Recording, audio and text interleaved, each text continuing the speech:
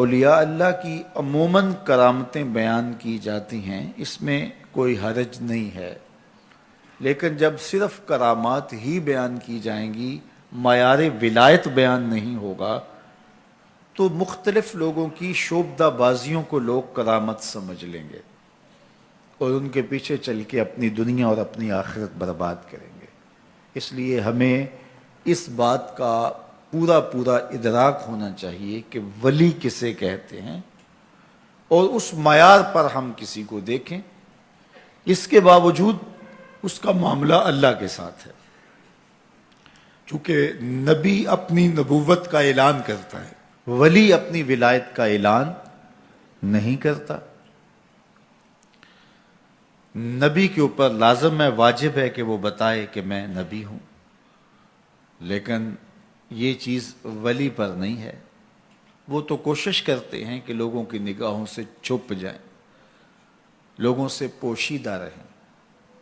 وہ اپنی ولایت کے لیے تشہیری مہم نہیں چلاتے، بلکہ وہ خلق خدا کی رہنمائی کا فریضہ سر انجام دیتے ہیں اور اللہ کی رضا جوئی کے لیے کوشاں رہتے ہیں۔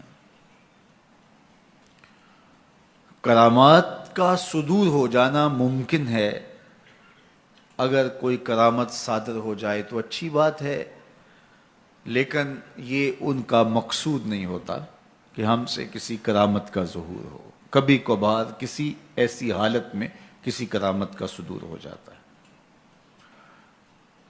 تو ولی دو صفات کا حامل ہے، الذین آمنوا وکانوا یتقون، جو قرآن نے بیان فرمائی۔ ایک تو وہ مومن کامل ہوگا، کامل مسلمان ہوگا، اور دوسرا وکانوا یتقون، وہ پرلے درجے کا متقی ہوگا، اعلیٰ درجے کا پرہیزگار ہوگا۔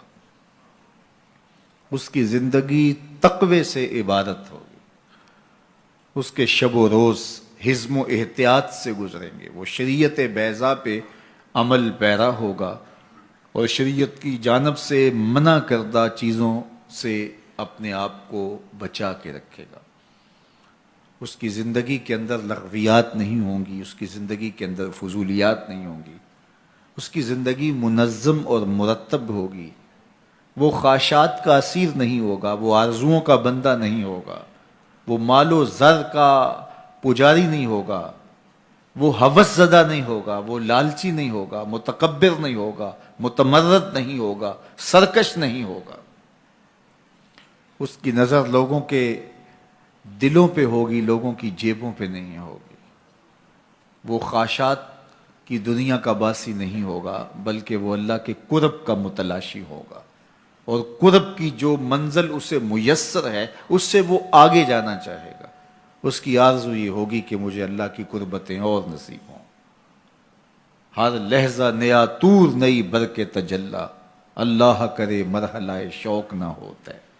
وہ آگے بڑھتا رہے گا، آگے بڑھتا رہے گا۔ اس کی آرزو یہ ہوگی کہ مجھے اللہ کا جتنا قرب نصیب ہو جائے وہی میرے لیے غنیمت ہے، اور وہی اس کی زندگی کا مطمع نظر ہے، اس کی زندگی کا سرور، اس کے باطن کا جمال بس اسی میں ہے کہ اسے اللہ کی قربتیں حاصل ہوں اور وہ رضا الہی کے لیے کوشاں ہوگا۔ مخلوق اس کے گرد جمع ہو، لوگ آئیں، وہ ان کی ضرورتیں ہیں، لیکن اس کی ضرورت نہیں ہوگی۔ اس کی ضرورت رب کی رضا ہے، اور آنے والی مخلوق پر شفقت اس کا مزاج ہوگا۔ آپ خلاصہ تصوف کا سننا چاہیں، اللہ کے ولی کا مزاج دیکھنا چاہیں، تو ان دو جملوں میں ہر شے سمو دی گئی ہے۔ التعظیم لامر اللہ والشفقۃ علی خلق اللہ۔ اللہ تعالیٰ جل شانہ کے احکام کی تعظیم، اللہ تعالیٰ کے جانب سے جو حکم بندے کے اوپر عائد ہوتے ہیں ان کی تکریم اور ان کی تعظیم کرنا، یعنی ان کو بجا لانا تعظیم و تکریم کے ساتھ۔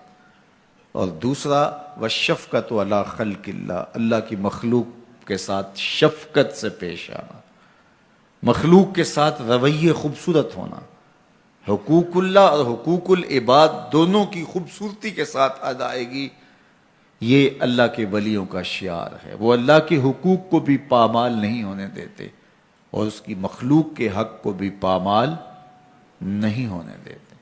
اور حقیقی صوفی وہی ہوتا ہے جو اپنے رب کے حقوق کی بھی پاسداری کرے اور لوگوں کو بھی اذیت نہ دے اور لوگوں کے حقوق کا بھی پورا پورا خیال رکھے، اس کا وجود ضرر کا سبب نہ ہو، نفع کا ذریعہ ہو، اس کا وجود لوگوں کے لیے ہدایت کا سبب ہو، گمراہی کا سبب نہ ہو، اور وہ لوگوں کے لیے راحت اور رحمت کا ذریعہ ہو۔